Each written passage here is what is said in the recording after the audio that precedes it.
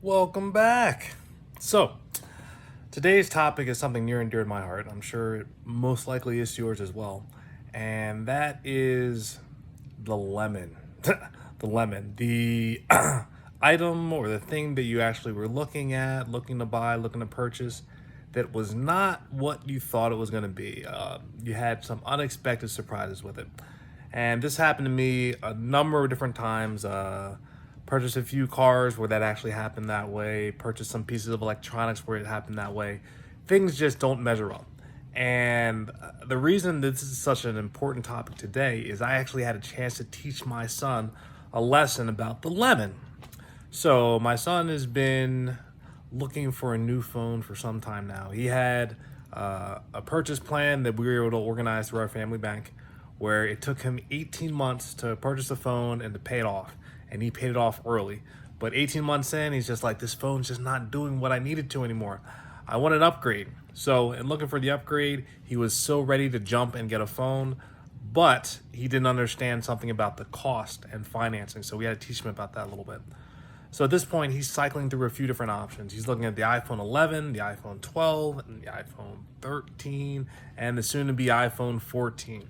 So he knows that, well, he wants to get the latest and greatest, but it doesn't come out for a couple months, and he can't stand his phone.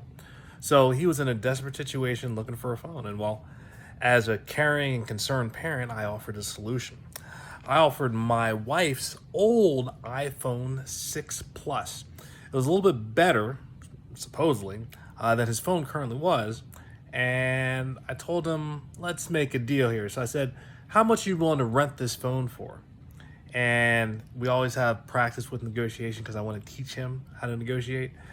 And he threw out a number that even surprised me. He's like, Dad, I'll pay you $50 a month to rent that phone. I'm like, a phone that I don't even use, that's literally collecting dust, you're willing to pay $50 a month to rent over the next 2 or 3 months. So I was like, sold. Didn't even have to negotiate him about that because I knew that was a superb deal from my standpoint. So as soon as he actually threw out that number, he kind of just put his head down in disgust, like, why did he do that? So a little bit of a negotiation lesson for him. But going past that, then we actually got to see how the phone actually performs. So Apple has some beautiful technology when we were able to swap his settings onto the settings for this phone. It took a couple hours, but it finished. But I had left. I had to run a few errands, a few appointments. So my son was here just waiting for that transfer to complete. And as soon as it was complete, he said, Dad, can I go in and check and see how it works? I was like, sure, bud, check it out. Let me know if you have any issues. So not even 15 minutes after he picked up the phone and started using it, he realized that the battery drained even faster than the battery on his phone.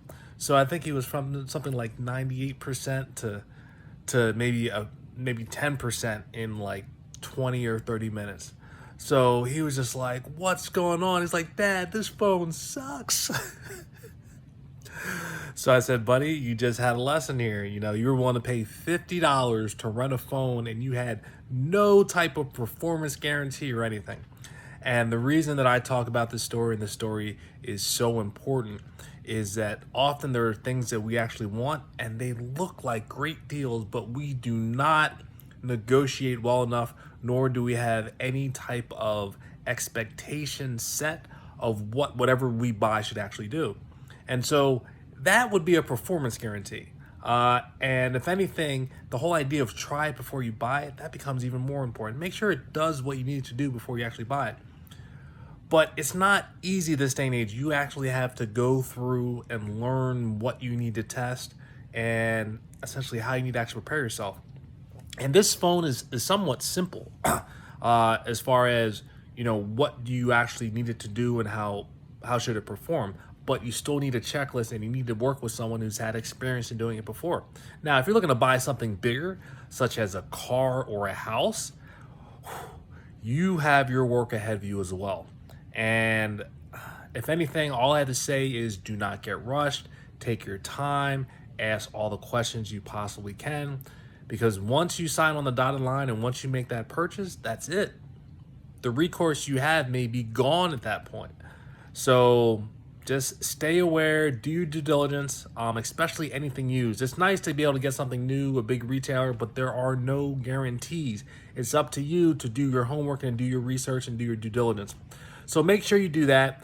Don't be like Ethan was today in getting a lemon of a phone. Now we're gonna work to see what we can do to actually improve the performance on this phone, because again, I'm a loving and concerned parent. But you never know who you're dealing with out there. So it's up to you to do your homework and honestly make sure everything checks out the way you need it before you decide to buy. And if it doesn't look good, walk away. That's the biggest thing you have to be willing to do. Walk away. There will be other deals, there will be other opportunities, but you don't want to get stuck with something that you come to regret. So I hope you appreciate this message. I hope it hits home. And if you have any stories to share, I'd love to hear them just the same. But until the next talk, until the next episode, tune in. You'll want to know what it is. All right, so until then, bye.